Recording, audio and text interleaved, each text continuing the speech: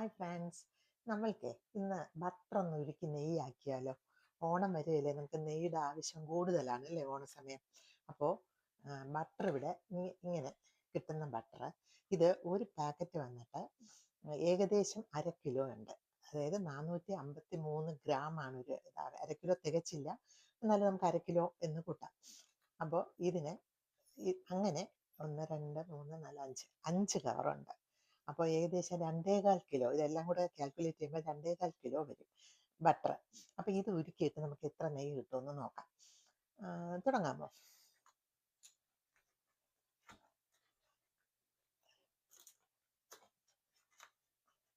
ഇവിടെ നെയ്യ് മേടിക്കുന്നതിനേക്കാളും നല്ല ലാഭമാണ് ഇങ്ങനെ ബട്ടർ ഉരുക്കിയെടുക്കുന്നത്. ഒരുപാട് നെയ്യ് നമുക്ക് കുറേ നാളത്തെ ആവശ്യത്തിന്. ഇതുപോലെ 4 ബാറാണ് കിട്ടുന്നത്. 4 ബാർ. അതിന് ഇങ്ങനെ പൊളിച്ചിട്ട്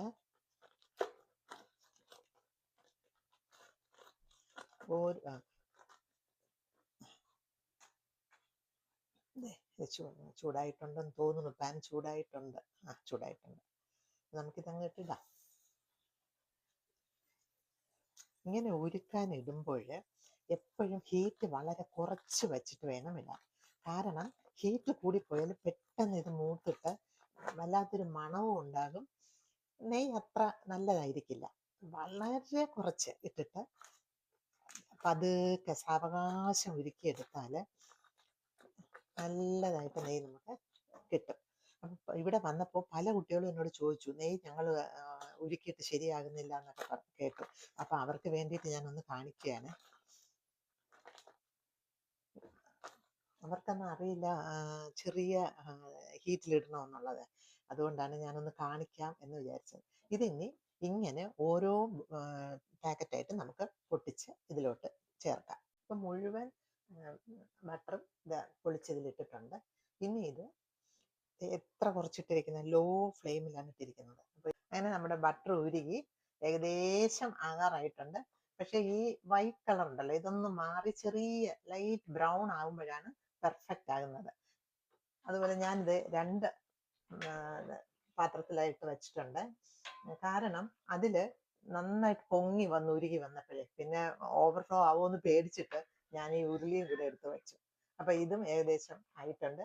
പിന്നെ ഈ വൈറ്റ് കാണുന്നില്ലേ, ഇത് ചെറിയ ബ്രൗൺ ആയിട്ടുണ്ട്. ഇനി ഇത് നല്ല ബ്രൗൺ ആകുമ്പോൾ നമുക്ക് ഓഫ് ചെയ്തിട്ട് കുങ്കുമപ്പൂ ഇട്ട് വെക്കാം. അങ്ങനെ ഒരു പാനിലുള്ളതായിട്ടുണ്ട് കേട്ടോ. ഇതിൽ ഏകദേശം കുറവായിരുന്നല്ലോ, അതുകൊണ്ട് ഇതായിട്ടുണ്ട്. അപ്പം നമുക്കിനി കുങ്കുമപ്പൂ വളരെ കുറച്ചിട്ടാൽ മതി, ഒരുപാട് ഇടരുത്. ഉരുളിയിലുള്ളത് മൂത്ത് കഴിഞ്ഞു കേട്ടോ. കറക്റ്റായിട്ടുണ്ട് ഉരുളിയിലുള്ളത്. കണ്ടോ ആ ബ്രൗൺ നിറം കണ്ടോ? ഇങ്ങനെ ബ്രൗൺ നിറം ആകുമ്പോഴാണ് നമ്മൾ നിർത്തുന്നത്. ഇനി ഇതിൽ കുങ്കുമപ്പൂ ഇട്ടിട്ട് തിക്കി വെച്ച നെയ്യ് നന്നായിട്ട് തണുത്തിട്ടുണ്ട്. അപ്പം നമുക്കിനി ബോട്ടിലുകളിൽ ആക്കണം. അപ്പം അതിനു മുമ്പ് ഇതിനെ ഒന്നിങ്ങനെ അരിച്ചെടുക്കണം. അങ്ങനെ വെണ്ണ ഉരുകി നെയ്യ് കിട്ടിയിട്ടുണ്ട്. 2 കിലോ നെയ്യ് കിട്ടിയിട്ടുണ്ട്. ഊറ്റി മാറ്റി വെച്ചിട്ടുണ്ട്. ഈ ചണ്ടി ഉണ്ടല്ലോ, നമ്മൾ ഊറ്റിയെടുക്കുന്ന ഈ ചണ്ടിക്ക് ഒരു പ്രയോജനമുണ്ട്, വെറുതെ കളയണ്ട. അതിൽ കുറച്ച് ശർക്കരയും പിന്നെ ഏലവും കുറച്ച് തേങ്ങയും കൂടെ ഇട്ട് നന്നായിട്ടൊന്ന് മിക്സ് ചെയ്തിട്ട് ഉരുളകളാക്കി വെച്ചാൽ ചുമ്മാ കുട്ടികളെടുത്ത് കഴിച്ചുകൊണ്ട് നടക്കും. അപ്പം ഇത് കളയുകയും വേണ്ട, ഒരു പ്രയോജനമായി അല്ലേ.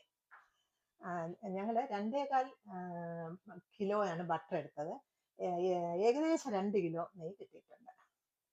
അപ്പൊ ഇതെല്ലാവരും ഒന്ന് ട്രൈ ചെയ്യണം കേട്ടോ. എല്ലാവരും ഒന്ന് ചെയ്ത് നോക്കൂ. വേറൊരു വീഡിയോയുമായിട്ട് ഞാൻ അടുത്ത ദിവസം കാണാം. ബൈ.